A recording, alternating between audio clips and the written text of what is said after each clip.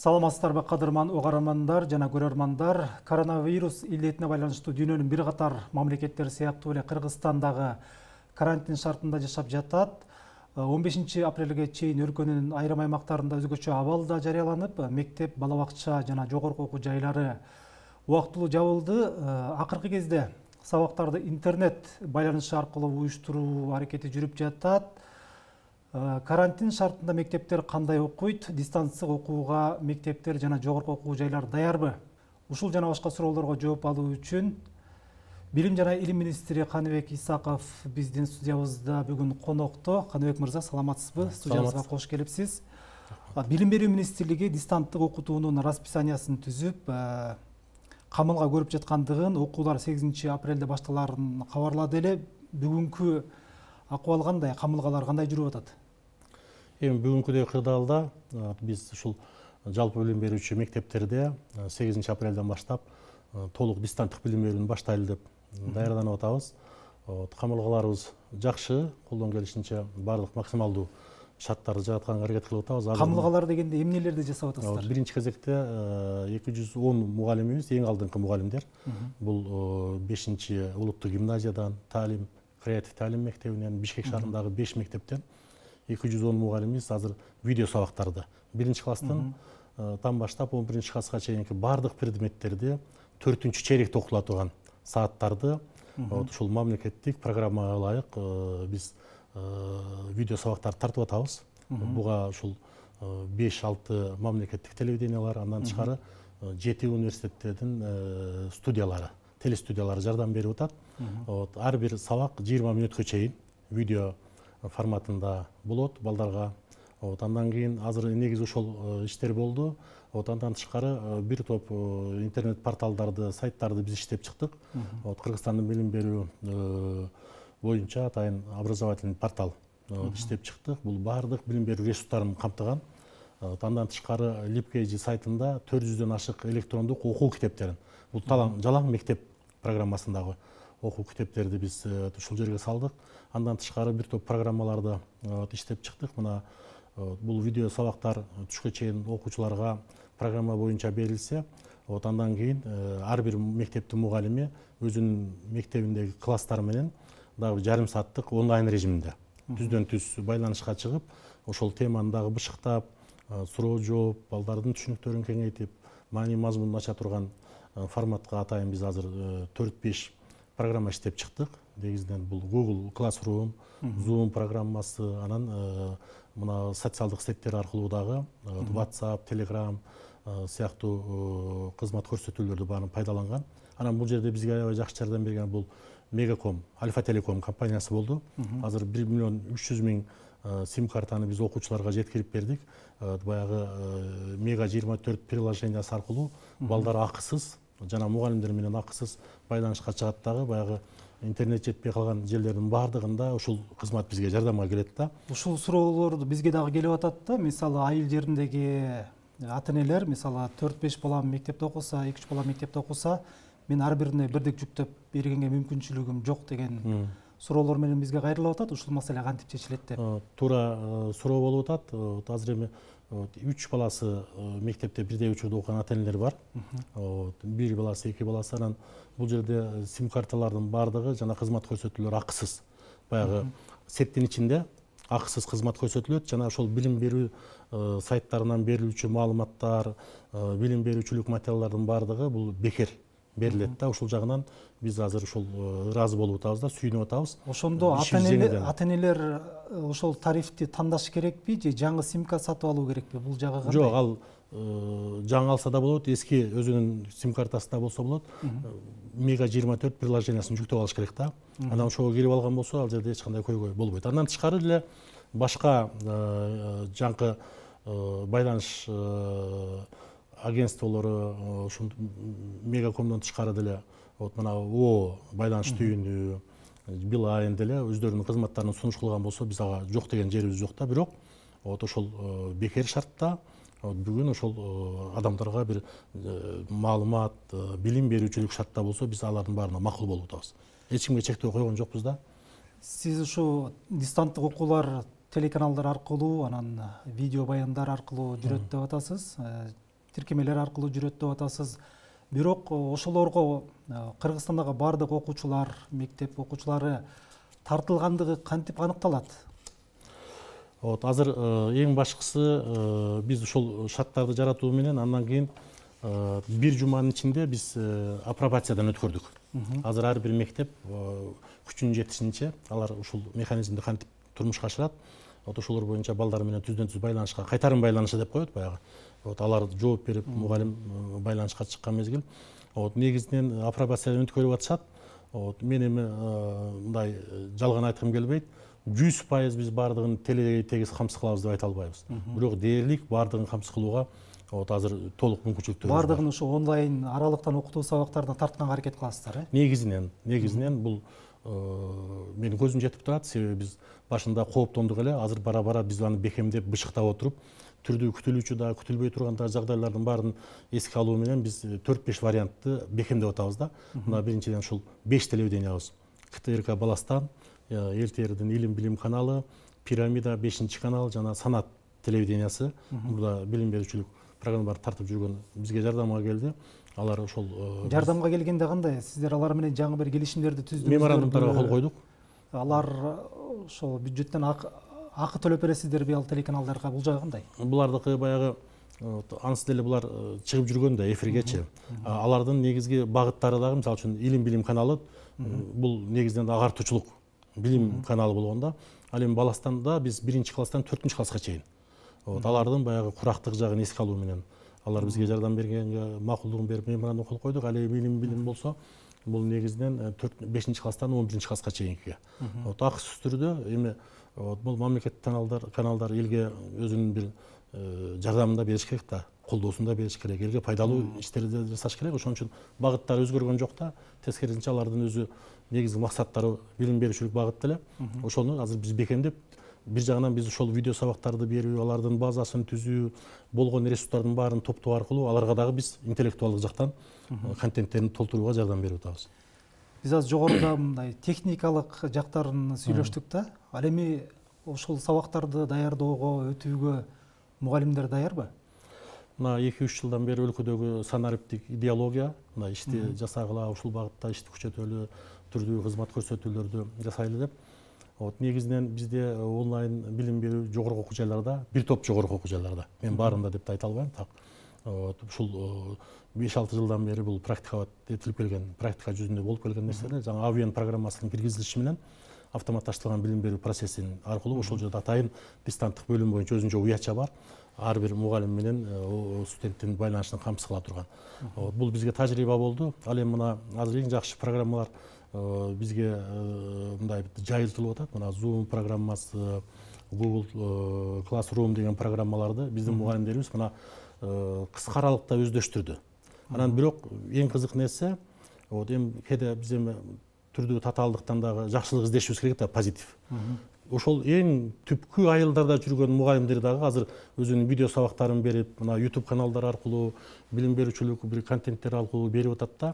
Анан азыр жамырап, бүтүндөй бир муундагы педагогдордун бир өзүнчө бир толкуну пайда болгон сыяктуу да. Бул информациялык, коммуникациялык технологияны өздөштүрө баштаган. Анан улуу муунда анан биз бир топ усулдук жардамдарды бердик. Семинарларды өткөрүп атабыз. Мына эртең дагы бир семинарыбыз болот. Мектеп үчүн, өзүнчө жогорку окуу жайлар үчүн, атайын орто окуу жайлар үчүн семинарларды өткөрүп атабыз. Албетте, мунун баардыгын азыр 100% камтып бердик деп мен айта албайм.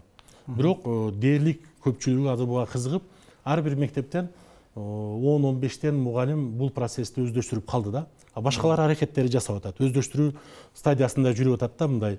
Бирок кызыгуу күч.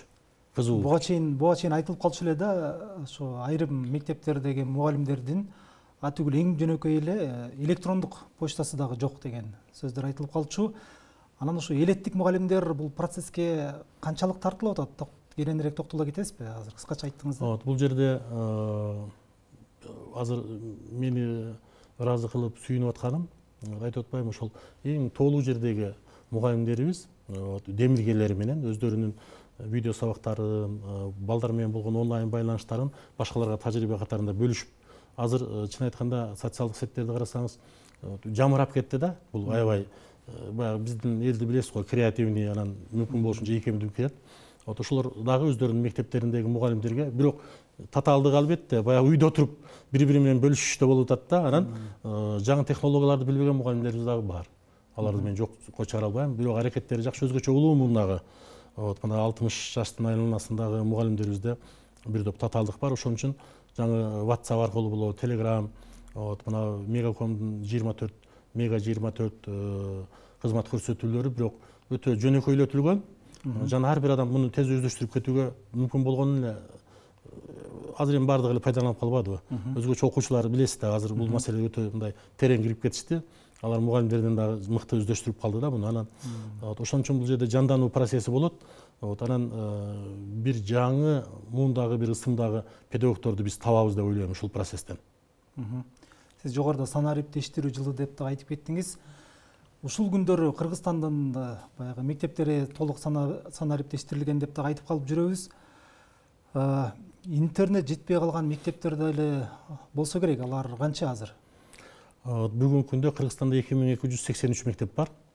Ошондо 31 мектепте өтө алыстагы, мына райондун борборунан 200-150 километр, анан бийик тоолуу аймактарга жете элек. 1% айланасында да бул мектептердин саны. Бирок бүгүн мына онлайн окутуу дейбизби, видео сабактар дейбизби, бул өзүнүн актуалдыгын жоготуп калды да. Себеби бүгүн окуу процесси мектепте мугалим да келе албайт, жана окуучу да келе албайт да. Бул мектептен сырткары болуп аткан учурда бул маселе мындай мааниси жок болуп калды. Ошон үчүн азыр биз ошол айыл жергесинде эгерде интернет жеткен болсо ар бир мугалимдердин балким үйүндө бардыр, бирок окуучунун баардыгында жок. Ал баарыбызга көрүнүп турат да. Бирок телевидение бар да.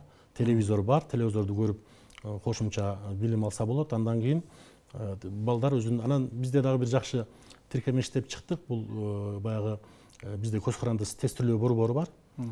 Диагностикалык тесттерди иштеп чыктык да. Ар бир бала отурган сааттан кийин жумасына өзүнүн билимин аныктап турса болот, канчалык деңгээлде өздөштүрүп аткандыгын. Анан көбүрөөк мен бүгүн мына өзүңүз билесиз, ата энелерге да атайын кайрылып мен мындай чакырык таштадым. Балдарга шарт жаратып бериңиздер, чогулуп бир билим алууга мүмкүнчүлүктөр жаратып бериңиздер, балдарга бир жүрөгүңүздөрдү ачып бериңиздерчи деген нерсени айттым да. Ошондо мына телевидениясы бар үй бүлөлөр дээрлик баардыгында бар деп айтсак болот республикада. Анан айрым кайрылгандар болуп атат бүгүн. Биз жергиликтүү бийлик менен телевидение алып бергенге, анан бир топ мына интернет байланыштары боюнча мекеме уюмдар дагы камсыз кылганга бизге жардам берип атат. Эгерде кайрылса, биз мүмкүн болушунча мындай бир алыбыз жетишинче азыр жардамдарды берип атабыз. Ушул процессте ата эненин орду кандай болушу керек? Бүгүн ушул процессте, ушул күндөрү ата эне бир жагынан аталык жана энелик милдетин аткаруу менен бирге балдарга жакшы тарбия бериш керек. Экинчи, мугалим болуш керек. Ар бир ата эне мугалим болуш керек болуп турат азыркы күндө. Себеби ансыз балдар атасы менен энесинен сурайт азыр мындай учурдачы, мындай жөнөкөй жай турмушта. Ошон үчүн ата менен эне дагы ошол мугалимдин кадырын биле турган кездер болуп атат да. Анан өздөрүнчө мүмкүн болушунча ушул күндөрү балдардын маңдайында өздөрүнүн тажрыйбасынын негизинде, жашоодогу тутунган философиясынын негизинде балдарга ошол ойлору менен бөлүшүш керек. Анан балдарды көбүрөөк угуш керек деп атам да мен бүгүн. Балдардын жан дүйнөсүндө аларды кандай кызылат кылган ойлор бар, ата эне ошого кантип жардам бере алат, моралдык колдоолор деген руханий бир таяныч болуш керек да бүгүн ата эне. Балдарга. Анан сиз айттыңыз, жанагы видео баяндар, телеканалдар аркылуу сабактар жүрөт деп. Ошол сабактар жүрүп аткан учурда айылдардагы, мектептердеги мугалимдер эмне менен алектенет? Сиз айттыңыз, бир 200дөй мугалимди даярдадык деп. Бул эми жана телеканалдар аркылуу сабактарды өтсө жалпы. Ар бир мектептеги мугалимдер эмне менен алектенет ушул учурда? Ар бир мектептеги мугалимдер ушул мугалимдин эмгегин билесиз да, бул сутка бою иштей турган иш. Ошол эртеги күндө эртеси болуучу сабактарга даярданып, онлайн балдарга кандай маалыматтарды берет, көрсөтмөлүү кандай бир диаграммаларды береби, же сүрөттөрдү, же бир башка көрсөтмөлүү каражаттарды береби, ошонун үстүндө ойлонуш керек. Анан ошол жаңкы аны менен байланышып аткан технологиянын жардамында ишке аша турган болуш керек да. Ошон үчүн бул жерде мугалимдер биринчиден информациялык технологияларды мыкты өздөштүрүш керек, анан ошону чыгармачылык менен балдарга жеткирүүнүн усулун иштеп чыгыш керек да. Ушунун үстүндө иштешет алар. Мисалы мен жөнөкөй эле бир кыргыз тили же физика сабагынан берген мугалим болсом, мен бир күндүк ишим кандай болот? Мисалы балдарга онлайн сабакты мен кантип берем? Сиздердин ошо программаңыздар боюнча мен кантип окутам? Биз азыр ошол усулдук анан мугалимдин ишин туура уюштуруу боюнча сунуштамаларды берип атабыз.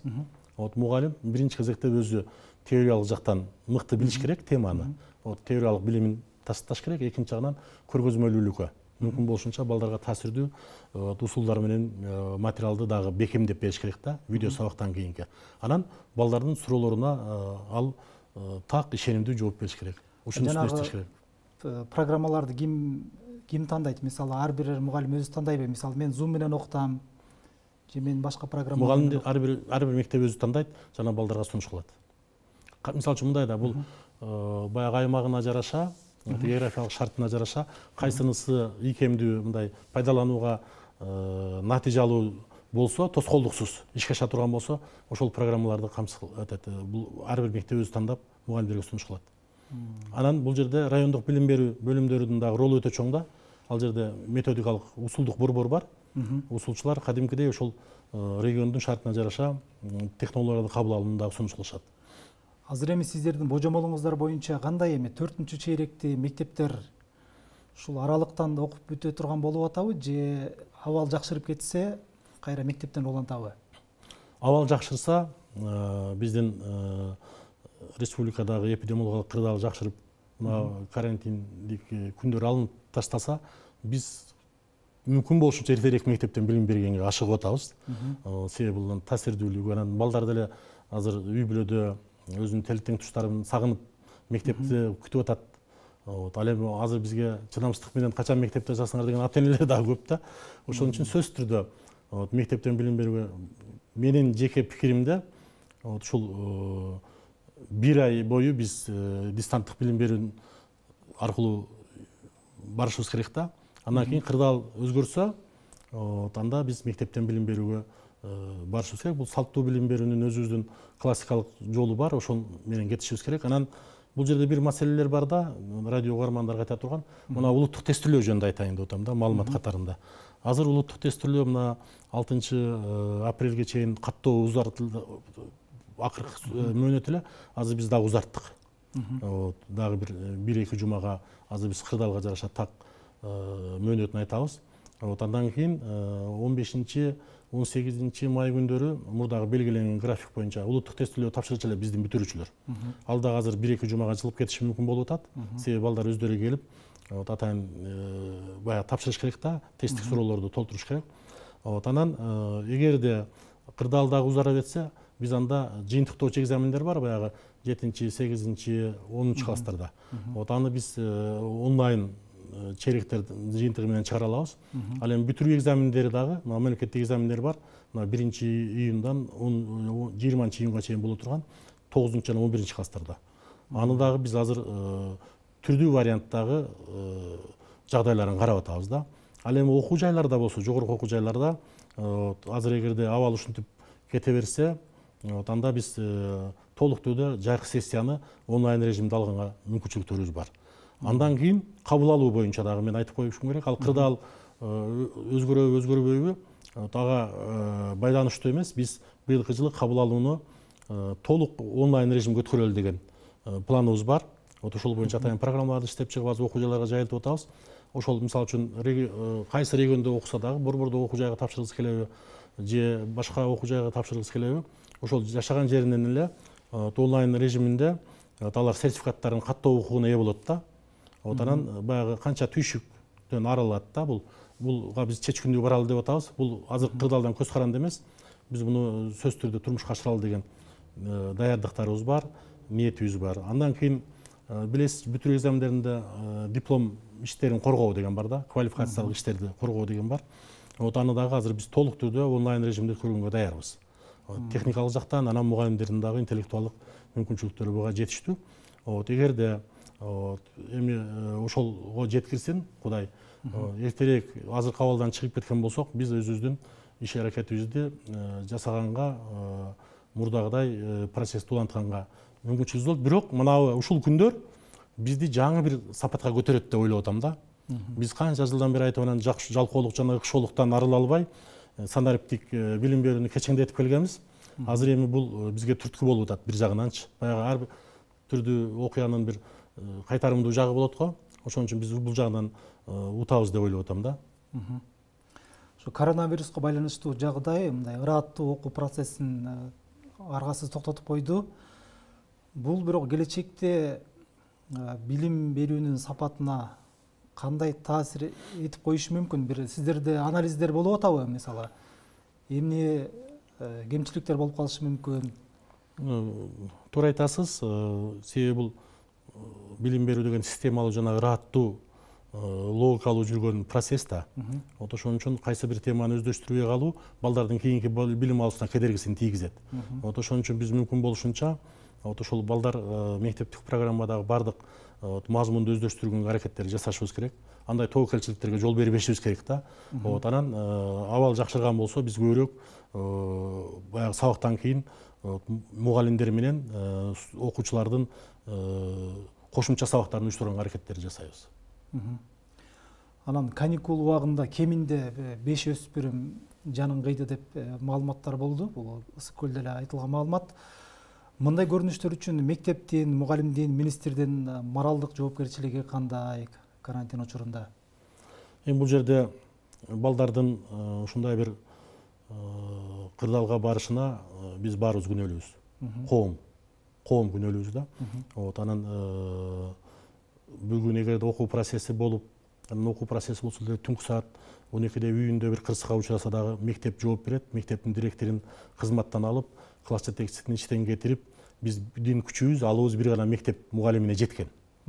Ал эми ата-эненин жоопкерчилиги. Анан азыр көрдүңүз, ошол 5 бала жөнүндө сөз болгондо, негизинен үй бүлөдөгү бир социалдык конфликттер болгон, же болбосо бир жетишпестик, анан балдардын толук кандуу үй бүлөдө жашабагандыгы дагы себеп болуп атат да. Ошон үчүн бул бардыгыбызды ойлонто турган социалдык оору. Андан кийин балдар бүгүнкү турмуштагы карама каршылыктардын чордонунда калып кетти дагы. Мектеп дагы, мугалим дагы, ата-эне дагы, коомчулук дагы ошол окуяны көрүп турган, байкап турган эч ким жоопкерчилик тартпай калды. Бул эми комплекстүү баарыбыз ойлоно турган маселе. Биз мунун социалдык өзөгүн таап, өзгөчө азыр мен министр катарында ушул 3 бурчтукту мектеп, мугалим, ата-эне жана коомчулуктун биз баарыбыз ушуга жоопкербиз. Ушунун алдында юридикалык дагы, моралдык дагы жоопкерчилик тартышыбыз керек деген нерсе биздин аң сезимибизде жашаш керек да. Ар бир балага кайдыгер карабашыбыз керек. Бул эмнеден болуп атат? Мына 2 бала жаңжалдашып турса, улуу мундагы жакшы эле бир инсан көрмөксөн болуп, кайдыгер болуп кетип аткандыгында буга мен аралашпайм деген кайдыгерлик. Анан руханий өзөк түзүшүбүз керек. Мен азыр эң негизги ишим улуттук тарбияны күчөтөйүн деген ниетим бар. Себеби биз 30 жылдан бери өзүбүздүн улуттук тарбиябызды, таалим тарбиябызды балдарга жеткире албай калдык да. Коомдо болгон башаламандыктар бул тарбия процессине дагы оор таасирин тийгизди. Коомдогу деградация бүгүн аны токтотуп, анын бир жакшы багыттарын иштеп чыкмайынча, ар бир баланын аң сезимине жете турган, жугумдуу болмоюнча, жана ар бирибиз ушу балдардын алдында жоопкер экенибизди сезмейинче бул оңолбойт. Коронавирустан улам киргизилген режимдерге ылайык азыркы тапта өспүрүмдөр чынында эле мындай тобокелчиликте жашап жатышат. Мисалы, каалаганын жасай албайт, үйдө камалуу, көчөгө чыкпайт, туш-туштан тыйышат, апталап көчөгө чыкпай калышты. Анан сиздердин уюштуруп аткан онлайн сабактарда мындай психологиялык дагы багыттар, сабактар өтүлөбү? Сөзсүз түрдө онлайн сабакта ар бир мектепте өзүңүз билесиз, социалдык педагогдор бар. Ал социалдык педагогдор ушул мектептин шартында баягы балдардын арасында кандай социалдык көйгөйлөр бар экендигин алар сөзсүз түрдө балдар менен түздөн-түз диалогко чыгып угуп туруш керек жана өзүнүн көрсөтмөлөрүн бериш керек. Андан тышкары биз ушул таалим тарбия процесси боюнча дагы жакында чоң бир сунуштаманы беребиз. Андан ушул ата-энелерге, мугалимдерге кайрылганыбыз дагы негизги себеби ушул балдарга туура балдардын жан дүйнөсүн түшүнүп, анан балдар эгерде кичине бир көйгөйлөргө учураса, туура жол көрсөтүүгө барышыбыз керек.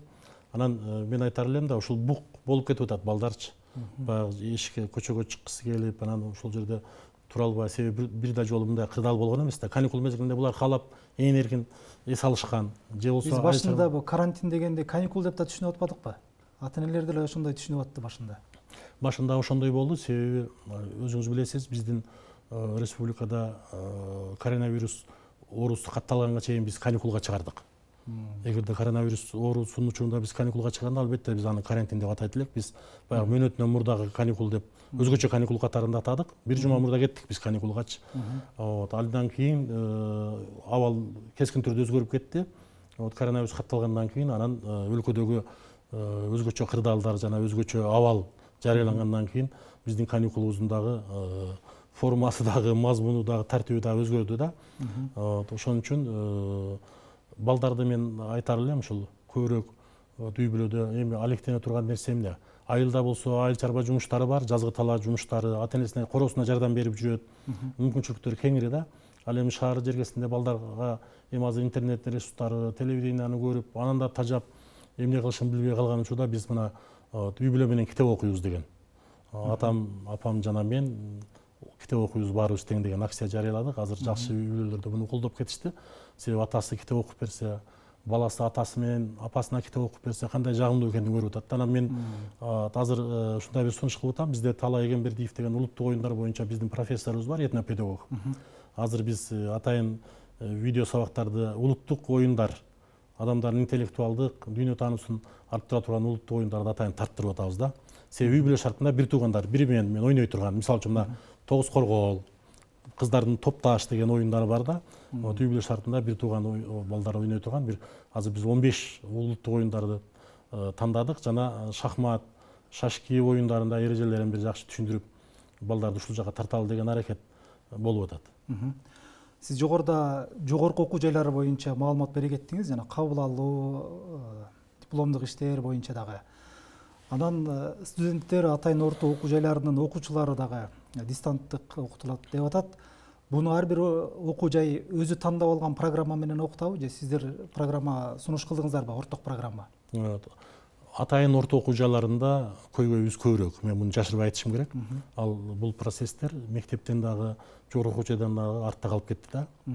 Себеби ушул биздин колледждердин жетекчилеринин дагы 20 жыл, 30 жыл бир орунда отурган жагдайлар өтө көп экен. Азыр мен анализ жасап атам. Жаңылыкты анча кабыл албаган, кабыл алгысы келбеген жетекчилер да бар экен да. Ошон үчүн азыр биз бул абалды туура түшүнүп, мына бир 50% колледждерибиз АВН программасында толук окуу билим берүүгө мүмкүнчүлүктөрү бар. Анан биз бир ай мурда соцсервис компаниясына атайын буйрутма берип, Moodle программасын ушул атайын орто окуу жайларга киргизүү боюнча сунуш кылып, ал боюнча семинарларды өтүп, азыр даярдап атабыз. Жайыраак болсо дагы, бирок бул башталды. Жогорку окуу жайларды биз канча бир 50ден ашык жогорку окуу жай бар да, жеке анан мамлекеттик болуп. Алар кандай орток программа барбы аларга же ар бир окуу жай өзү тандайбы? Негизинен бардыгында АВН программасы бар. АВН программасы, анан айрым университеттерде мой университет, менин университетим деген автоматташтырылган билим берүү системасын менен камсыз болушкан. Экөө негизинен мындай форматтар окшош эле. Демек, алар дагы ушу онлайн аралыктан окушат, э? Ар бир окуу жай өздөрү расписание түзөт. Себеби ар биринде баягы багыттары башка-башка, окуу программалары ар түрдүү. Ар бири өзүнчө окуу процессин уюштурушат. Текшерүүчү каражаттарды, инструменттерди пайдаланышат. Модулдук системада, андан кийин жайкы сессияны тапшырат. Бул ар бир окуу жайдын ректоруна жана атайын орто окуу жайлардын директорлорунун жоопкерчилигине берилген. Бизге дагы суроолор келип атат. Ошо карантин убагында контракттык негизде окуган студенттердин абалы кандай болот? Контракттар сөзсүз төлөнөбү же каникул берип, ары жылдыр беришеби, жеңилдик беришеби деген суроолор болуп атат. Бул аябай жакшы суроо. Кече биздин министрдин орун басары жогорку окуу жайлар боюнча Нурлан Кубатович ушул суроого жооп берсе, аны башка жака бурмалап атышат. Ал карантинде контракттар кандай төлөнөт десе, аны ар бир окуу жай өзү чечет деп жооп берсе, алар кала берсе ушул контракттык төлөмдөрдүн суммасы жөнүндө түшүнүп алып, бул кандай деп мындай коомдо бир түшүнбөстүктөр пайда болду да. Бул жерде эгерде студенттер окуу программасын толук аткарган болсо, ошол окуу жай менен түзгөн келишимдин негизинде контракттык төлөмдөрүн төлөөгө болот. Ал эми кайсы бир студенттин үй бүлөсүндө, ата энесинде же бир өзүндө мындай бир жагдайлар болгон болсо, социалдык түрдүү жагдайлар, анда окуу жайда түзүлгөн атайын комиссия карап, анын мөөнөтүн узартып бериши мүмкүн, айрым бир учурда жеңилдик бериши мүмкүн. Мына мен мисалы үчүн Ош университетинде ректор болуп турган мезгилде бир 7-8% жакын студенттерге биздин атайын бир 10 миллион сомдук социалдык пакетибиз бар эле да. Бул баягы ата энеси жок, майып студенттер бар. Анан көп балалуу үй бүлөдөн келген, анан биздин өлкөдө болгон түрдүү мындай бир кырдаалдарда жабыр тарткан үй бүлөнүн балдарынач. Азыр деле ошондой болот, себеби азыр мында бир топ ишкер үй бүлөлөр азыр ишсиз отурат, мамлекеттик кызматта иштегендер дагы ушундай отурат. Ошон үчүн студенттердин үй бүлөсүндө ушул контракт боюнча маселелер жаралган болсо, биз ар бир окуу жайга өздөрүнө түзүлгөн атайын комиссиянын негизинде карап, мүмкүн болушунча балдарга баягы чың алууга жеткирбей, тоскоолдуктарды алып, жардам берүүнүн түрдүү формаларын карагыла деген тапшырмаларды беребиз. Агай, сизге чоң рахмат. Мектептердеги онлайн сабактар, жогорку окуу жайларындагы дистанттык окуулар боюнча кенен маалымат бергениңиз үчүн сизге ыраазычылык билдиребиз. Урматтуу угармандар жана көрөрмандар, Азаттыктын студиясында билим жана илим министри Каныбек Исаков болду. Саламатта калыңыздар.